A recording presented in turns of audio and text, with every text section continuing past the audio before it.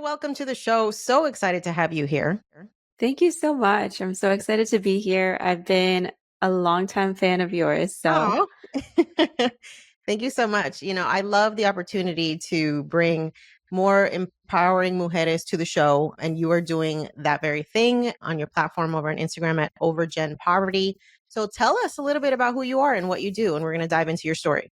yeah, absolutely. So, my name is Viviana.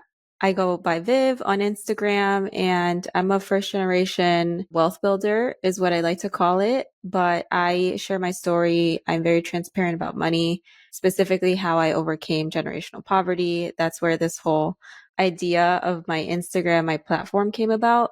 So, I grew up low income in New York City, and my parents are Mexican immigrants. So, I'm also the eldest daughter. I had to do a lot of the navigating of the financial world on my own and kind of learn on my own. And so I wanted to create a community for people that resonated with that and just felt alone in their journey. And now I really happy to say that I've reached a lot of people through my platform and just continue to share resources through Instagram, through my website, and specifically help people get over that cycle of poverty and try to help them build generational wealth. I think having that perspective that there is something on the other side, if you start educating yourself and you start doing something different, is really important for us to communicate, because I think for a lot of people who come from our communities, the struggle is the norm, right? And it's almost Mm-hmm. like a lot of people just accept that that is just how it is. And so I'm curious for you, let's talk more about your upbringing. Like, what were those things that mark your childhood as one of the generational poverty that you talk about so much?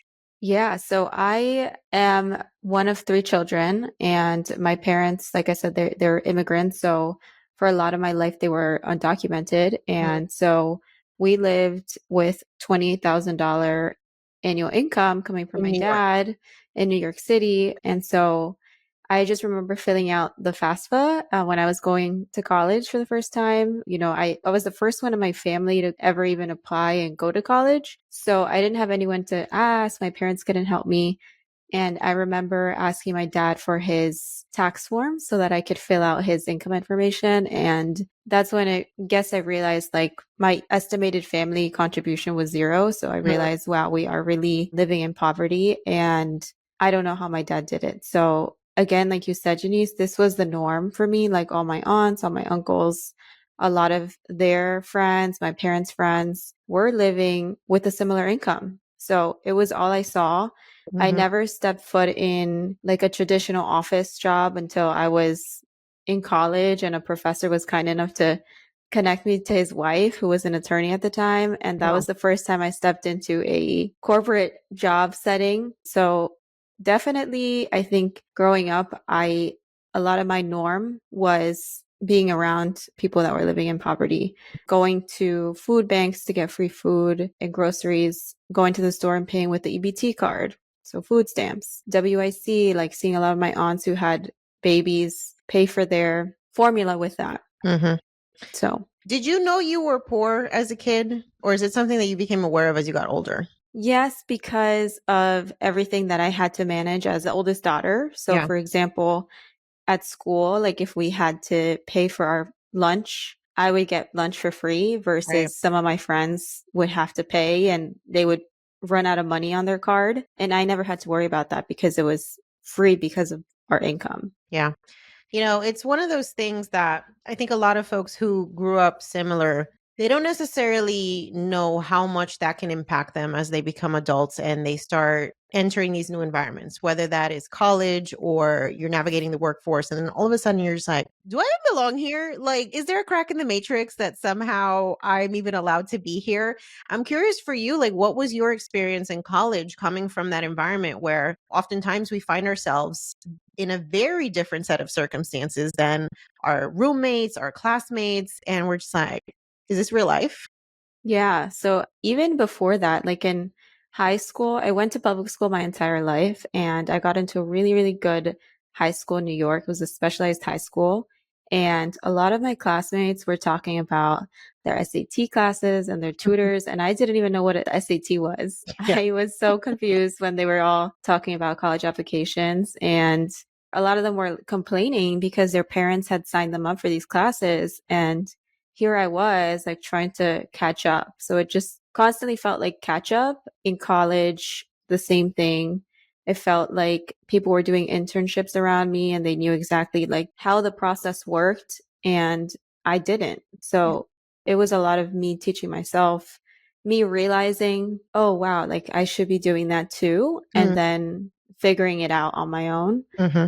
Same thing, I think, for a career. Like after graduating, I didn't realize that there were so many careers out there because I was never surrounded by them. I knew like teachers, I knew doctors, lawyers, basically the general things that you see growing up, but I didn't know what a content marketing manager was. And now I am one. So it took a long time for me to catch up to realize, I think, what's out there. I'm curious for you, what did going to college represent? Like, was that messaging that you received from your family as something that was important, or was that something that you were internally driven to pursue? I think it was a combination of both. Definitely the family aspect, seeing how much my parents sacrificed. My dad didn't finish middle school. I think he went to elementary school and then had to drop out because he had to work. He was the Mm. only male in his family. So he has 6 or 7 sisters, something like that, and had to provide pretty much since a young age. And my mom immigrated to the US and couldn't study or execute on her career in Mexico. She studied to be a teacher and she could never do that. So they gave up a lot of their dreams to immigrate to this country. And I realized that as a young girl. Like I definitely acknowledge that my parents gave up a lot and I wanted to make them proud. So part of that was me going to college and fulfilling that dream for them. But I think part of me also thought if I go to college and get this degree, I will help my parents financially. Like I can basically pull my parents and my family out of poverty and all be rich together, sort of thing. Yeah. What did you end up studying? I studied business administration with a major in economics and then minors in like business law and Italian. Okay. And what But was the original vision? I don't know. I think, I went to college thinking like, okay, if I study a career that is a good career, and at the time I thought studying business, and if I go get one of these corporate jobs at these big banks, maybe I'll make a lot of money. But I didn't know exactly what kind of jobs are out there. And I did do a few internships here and there, but it was what I was able to get at the time. So it wasn't really purposeful. It was just, oh, I need to get an internship because that's what everyone around me is doing. So I'm just going to sort of apply everywhere and see what sticks. And I did do government internships in college. I did like an HR internship. I did a 1 week finance internship. I did a lot of different things that I thought I was supposed to be doing, but I don't think I really knew what my plan was after college. So that's why I actually went into teaching. I enrolled in this teaching fellows program in New York City. It's called New York City's Teaching Fellows, and it's a 2 year program where you essentially get your degree, your master's degree in education while teaching without any sort of educational experience or degree. So I went into that because I thought it was stable. I didn't know what else to do. And I just knew that I needed to start working. And it was the easiest path that there was available to me at the time. Yeah. Well, and it's something that you were familiar with as knowing that that's even a career option, right? So, how long did you do that before you decided to pivot, and what made you change your career path? I did that for 2 years Okay. and I struggled so much. It was the hardest job I've ever had. I always say this, teachers, anyone who's taught before, they deserve to be paid way more Mhm. because they are responsible for 28 to 38 individuals every single day. They have to plan lessons that are not just held to a certain standard by the state, by the city, by your administration, but also you have to make sure that those lessons are tailored to your students. So you have to really know those people. But I did that for 2 years and then I realized this isn't for me. I'm not happy. I'm stressed all the time. I could be making more elsewhere. And this is when I realized like the people around me who graduated with the same degrees were making a lot more. And it Mhm. looked like they were happier. It looked like they were progressing. And as a teacher, there's nowhere to sort of move up to unless you want to go into administration. Right. So that was one idea I had. But then I decided, well, let me just start applying to jobs out there and see what happens. I started talking to people, just learning more about different career paths that a lot of my peers were in, and just started applying to a lot of things. I ended up getting a nonprofit role at an immigration law firm. And I did that for a year, was very underpaid, nonprofit, very overworked. And then I found another role. Actually, I found it through your podcast. Really? Tell me more. Yes. Oh my gosh, that's awesome. So I've been listening to your podcast forever. And one of the episodes that you had, maybe it was 2020 or 2021, you had Sheena Allen on as a guest. Okay. And she was a founder at the time of this small fintech startup that was helping unbanked and underbanked individuals in the US. And at that time, I was really passionate. I'm still very passionate about that industry, but I saw firsthand how banks, specifically like big banks, would profit off of people like my family. Hmm. So low income people charging unnecessary overdraft fees, that sort of Yeah. stuff. So I just did a lot of research at that time. And I was like, I want to be part of building a company that's disrupting that sort of market. And I actually cold emailed her and I said, "Hey, I watched the episode, you and Janice, and I really, really love what you're building. I'd love to like chat more, see if there's any opportunities for us to connect or even work together." And gave her a little bit of background on my experience as a teacher. I used to teach financial literacy. Oh wow. It was just very random too. It wasn't something that I went in teaching knowing that I was going to do. It was just something that just happened. And so that experience I leveraged to get that role. She loved what I pitched to her, brought me on as a curriculum writer for her educational product. And then I actually got promoted there, got promoted to a content manager slash head of content. And from there, I just job hopped to another bigger fintech startup. And Amazing. now I'm at a third fintech startup doing very similar work. But that's what helped me get in the door. Your Wow. podcast. That is incredible. I mean, this is an unpaid testimonial, y'all. So I just want you to know we're changing lives out here. And if you know somebody who needs to be listening to the show, please make sure to send them this episode because you never know when those opportunities are going to come. That's incredible. So, for anybody who doesn't know about the tech industry, I think one of the general ideas about why people go into that field is because there's money. And so did you know that going into the tech industry would put you in a position to be able to make progress on your finances? Or was it kind of like you realized after the fact? No, I knew ahead of time because I was applying to a lot of different jobs, but at the same time, I was networking. So I was talking to a lot of my peers who were in tech, Yeah. specifically like one friend who had joined a startup right after college. And she told me that she was getting 10 to 15% raises every 6 months, Wow. that her company was really well funded, basically introduced me to the whole startup world. And that's when I started doing my own research and seeing that, yes, there was potential. I did a lot of research on companies, startups that I knew and liked in the fintech space. And I saw that a lot of their employees were getting promoted quickly. Like I would go on LinkedIn and just see their employees and see that every 6 months they were getting promoted. One of the companies that I really liked at the time, they had one of their first hires get into Forbes 30 under 30 just as like a marketing employee who Wow. eventually got promoted to maybe like senior marketing director, something like that. But I realized that there was a lot of opportunity there to one, make money and two, build a career and really go from a foot in the door to senior manager very quickly. Hmm. And that was my plan and my vision. And I thankfully was able to get in at the right time and also make certain moves at the right time. Hmm. Yeah, let's talk more about that too, because it's 2024. I think folks have been watching, the layoff stories and what's been happening in the tech industry for the past 18, 24 months. Do you think it's still a safe place for folks to pursue a career given how things have changed?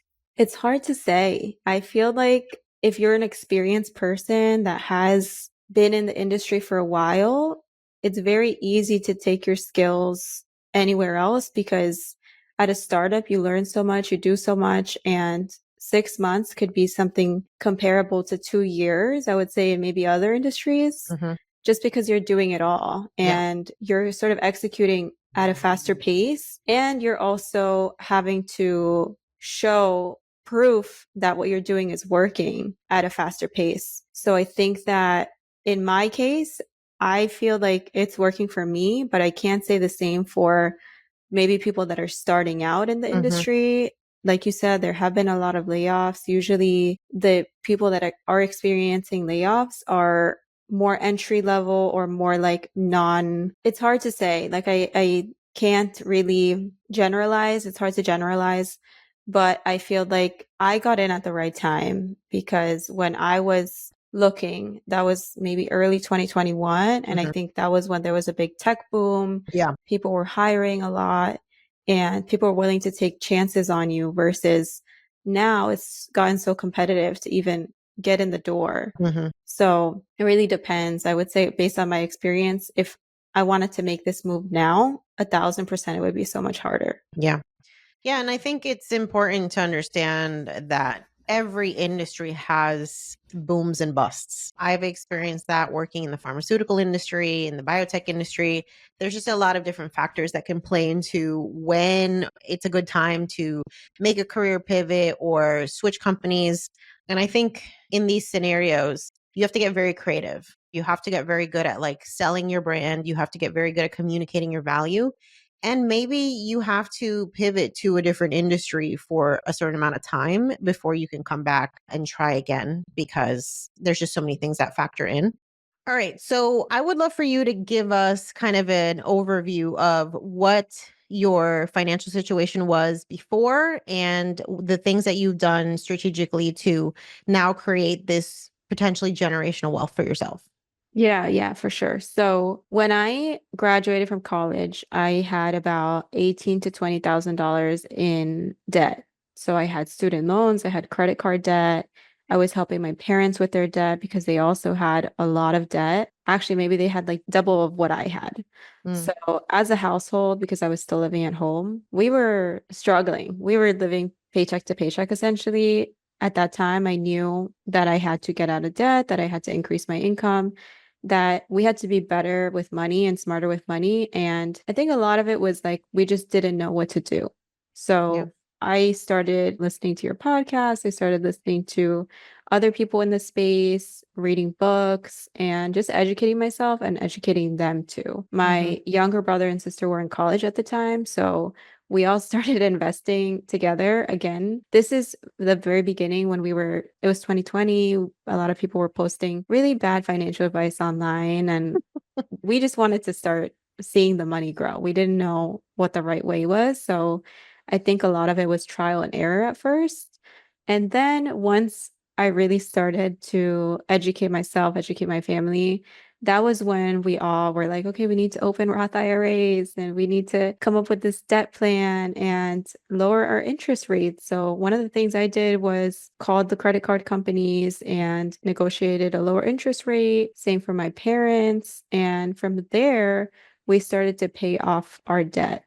And I was able to pay off more faster because I established boundaries really early on with them. And I said, hey, I want to help you. I really do, but I need to take care of my financial situation first. Then once I start making more money and I have more income, then I can start giving you more. I can start helping you pay off debt more. I can help with groceries. I can do this. I can do that. They were very respectful. My parents have always been very supportive and trusting of me. So they were like, yes, we trust you. We know that you're doing the right thing. So just let us know what you can help out with now. And in the future, if you can, we would appreciate it a lot. It would help us a lot. But if you can't, that's fine too. Like, worry Yeah. about you. So I really appreciated that my parents were supportive in that way. And once I got rid of the debt, and this was all while I was teaching and while I was at the nonprofit job, I started to set more, I guess, loftier financial goals for myself. So I was maybe saving 5% of my income when I was paying off my debt. And once I started making more money, that was when I was able to increase my savings and investments to like 10%, 15%. And now I'm at 30 to 40% of my income I'm saving and investing. Wow. So, and I'm contributing to them too, to my family. So I'm able to Mhm. give my parents anywhere between $500 to $1,000 a month every month. I just sent them on a vacation to Mexico. I paid Wow. for that. So I knew from the beginning that this was what I wanted to do. I just didn't know how to get there. And it was, like I said, a lot of trial and error and a lot of listening to like financial educators like you and just putting the pieces together. But I think you don't really learn how to do it until you do it yourself. You know, you can Yeah. read about it, you can be like, oh, yeah, that's amazing advice. I need to do that. But putting it into practice is so much harder than just knowing that you have to do it because you could be like, okay, I'm going to save 10% of my income this month. And then something happens and you're like, oh, I have to take that money out now. And that was Mhm. happening a lot to us. There was an emergency with my sister, my dad got laid off. Like all these things happened during those first 2, 3 years of my financial journey that I felt like I was making progress and then I was falling back down again, making progress and then falling back down. And it wasn't until I got this second tech job. So my second tech job is when I started making six figures. The first one I was making between 57 to 65,000. The one after I started 100K base and I ended up leaving at like 109 base with a 10% bonus. Mhm. It wasn't towards the end of that second job until I started to be able to save the 30 to 40% consistently. Yeah. So This is it's been a why I talk journey. about increasing your income. It's like the game changer, right? There's only so much that you can cut out of a budget. There's only so much you can stretch a dollar. But when you actively have extra income coming in and you're intentional about what that income has to do for you, this is how we make financial progress, you know? So I'm so glad that you give us that level of transparency because yes, y'all, at the end of the day, you need to make more money. If you're having a hard time trying to achieve your money goals, you need to make more money. And you also need to be intentional about where it's going and what it's doing. Because I know for a fact you can make six figures and still live paycheck to paycheck because I was doing it because I had no plan. You know, I had no direction for my money. I had no clue what it was doing. And so that level of direction is going to be required, even if you are making a significant amount of money, if you want to see that progress. Exactly. Yeah. Yeah, it definitely took me years, I would say, to be able to know exactly what my money was doing every month. Mhm. It's not like I didn't want to or I was being irresponsible. I think I was really, really trying. And I think that's what a lot of people, especially when they write to me, they're like, I'm trying, but it's so hard. Yeah. And the income part is what really helped me. Mhm. So it's just sad, but it's just the truth The that, maths yeah. in that perspective. Hmm. Okay, so there's a couple things that you touched on that I talk about in the book. The first is this idea of obligation that many of us feel to provide financial support to our families, right? Especially if you're like the first one to make six figures, the first one to quote unquote become successful. What advice do you have for folks who are balancing that responsibility with also feeling like I also want to make progress with my own stuff? Like, how do I say no? Because that's hard. It is hard. I've been through it. I've built up the resentment, especially in the beginning. I had a lot of resentment every time I Mm, had to give my money to my parents or my siblings or family because I knew that by giving them the extra 100 or 200 or even $50, that was $50 that could have gone towards my financial goals or my emergency fund that was at zero at the time. yeah. So it's just navigating the guilt, the resentment, and being able to establish boundaries and say, hey, transparently, I want to help you. My goal is to one day retire you or whatever the goal is, but I can't do that if I'm making these sacrifices now and putting you first now. I need Hmm. to put me first now so that in 5, 10, 15 years, we can both come first. Mm, Like, you're in my plan, you're in my future plan. It's just the present needs to be focused on me and my wealth building journey so that I can be able to give you what I want to give you in the future. And yeah. that's how I explained it to my parents. And like I said, I'm very, very lucky and fortunate that they were very supportive of me. I know that's not always the case with other people. So if your family members can't accept the fact that you say no, then I think that's where you have to draw even harder lines Mhm. and just accept the fact that maybe they don't understand you now and you're doing the right thing by putting yourself first. Because if you don't, then who's gonna help you if something ever happens to you? That's the thing right there. It's like, if you know that you're your own safety net, you have to make sure that that safety net is actually going to be able to save you if and when. I'm curious too, because there's a lot of people who listen to the show who are not sure when is that point in your financial journey where you can comfortably extend that support. So, did you have like a goal in mind that you needed to have X amount of investments or X amount of savings in order for you to feel more comfortable to take that responsibility on? Yeah, I definitely wanted to have at least $10,000 in my savings. So, like, my emergency fund had to be fully funded. And then I also wanted to be able to save at least 20% of my income. So, savings and investments, 20% of my take home pay, that's a priority for me. Yeah. And then if I do have money left over, um, after paying my bills, after paying my rent, my groceries, all the essential things, then I can make space for them. Mhm. So those were my limits. I know it's different for everybody, but I think that having an emergency fund yourself first, that's like always the number one thing that I tell people. Right. If you're not okay, how are you going to help others? It's just, Mhm. yeah. It's not realistic. And I think it also helps to put some sort of boundary that you can see around that support, right? Like you mentioned, you have X amount of money per month that you know you can comfortably contribute. Putting some number. One of the things that I talk about in my book is the idea of a family emergency fund because it's not enough for you to just have one. If you know that you're going to have to support family, let's earmark some money for that, right? It's very Yep. common for us to create a savings account for, you want to go on vacation or you want to have money for Christmas.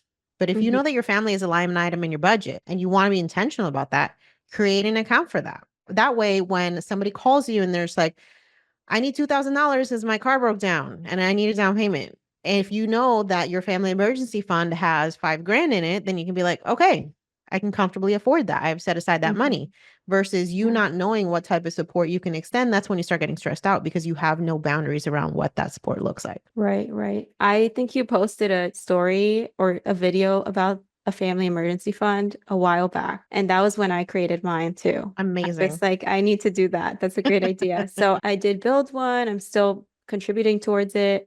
And I think part of the other thing that I also see my family struggling with is sometimes when I was younger, I would give them cash. They would spend it on unnecessary things, not on the bills. And then the end of the month would come and they would be like, oh, we're stressed about money.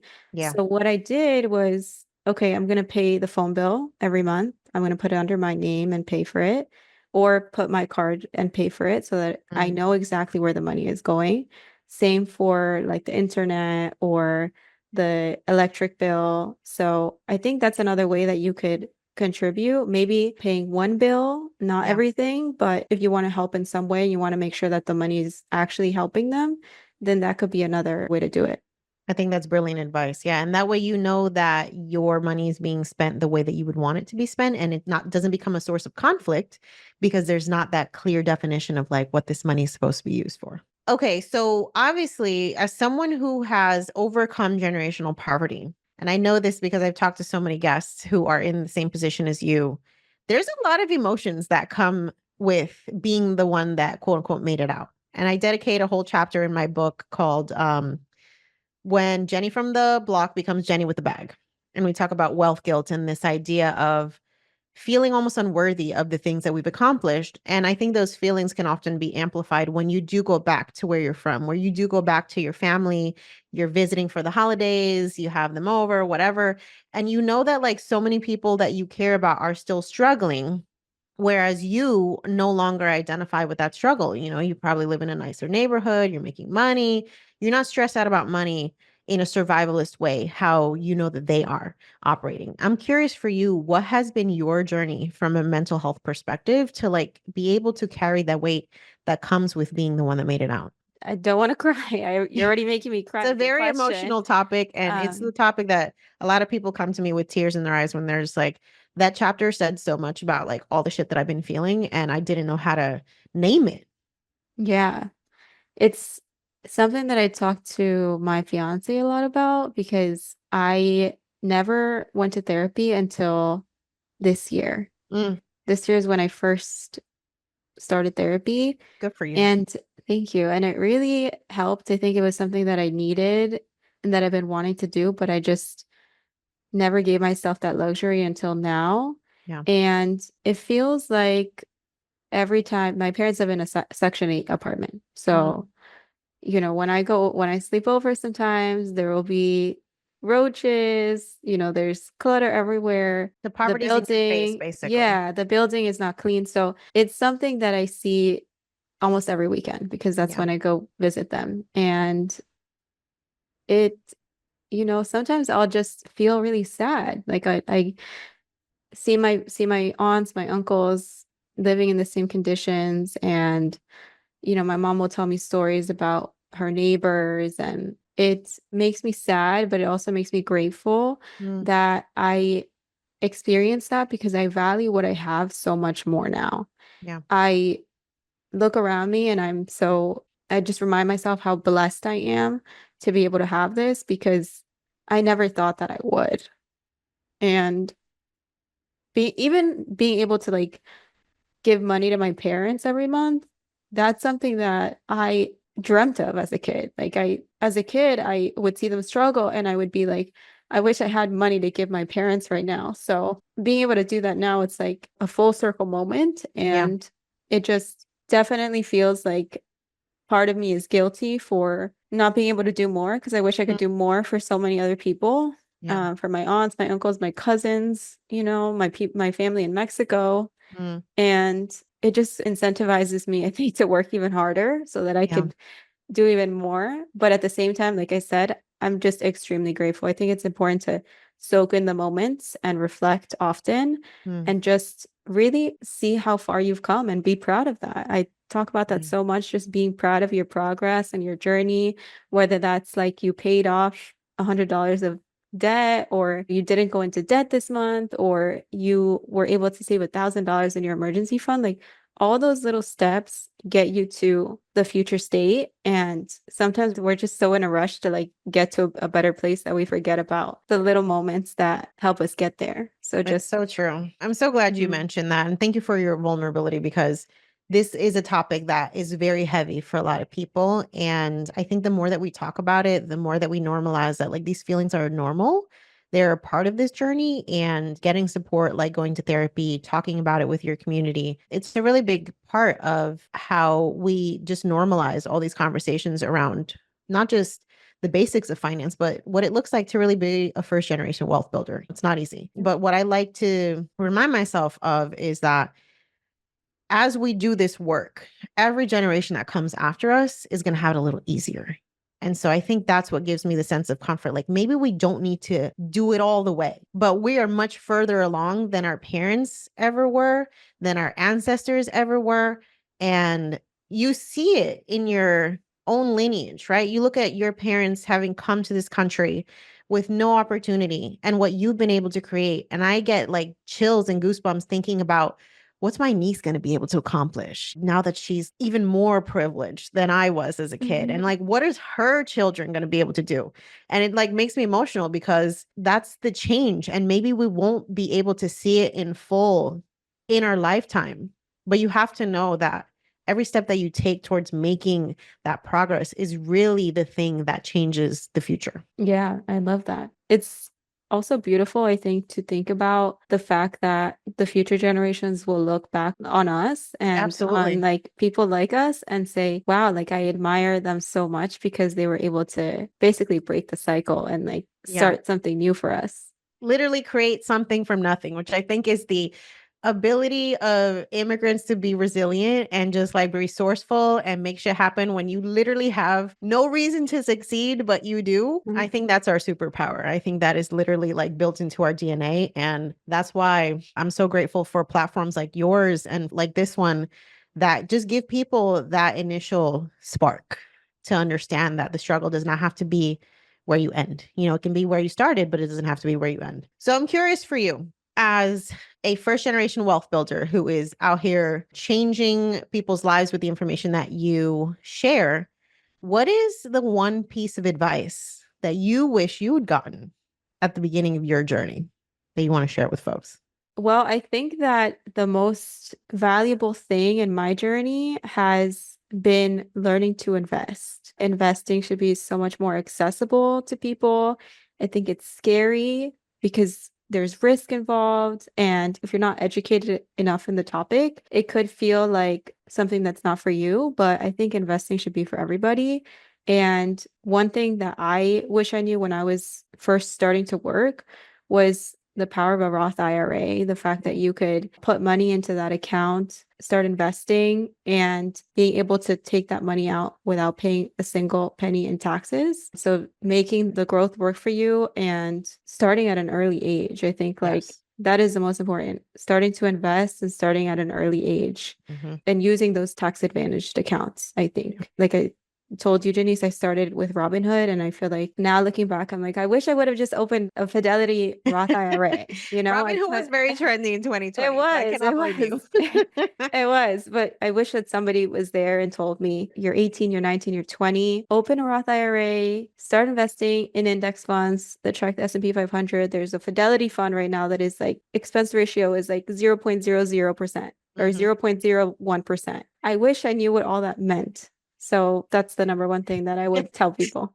I think a lot of folks can resonate with that. I know I can, but I'm just glad that now with the power of the internet and social media, there is much more accessibility to this information. And especially from people that look and sound like you know, I think the message gets through much faster and, you know, people actually are paying attention. So thank you so much for sharing that. And I would say for me, it's this idea of you have permission to want more. You know, I think a lot of times when we see the circumstances that our families come from, it can almost be a hindrance to us because it makes us very afraid of taking risks. If you get the quote unquote safe job that pays you enough, that's it. That's all you should want because that's more than what you've seen anybody else be able to achieve.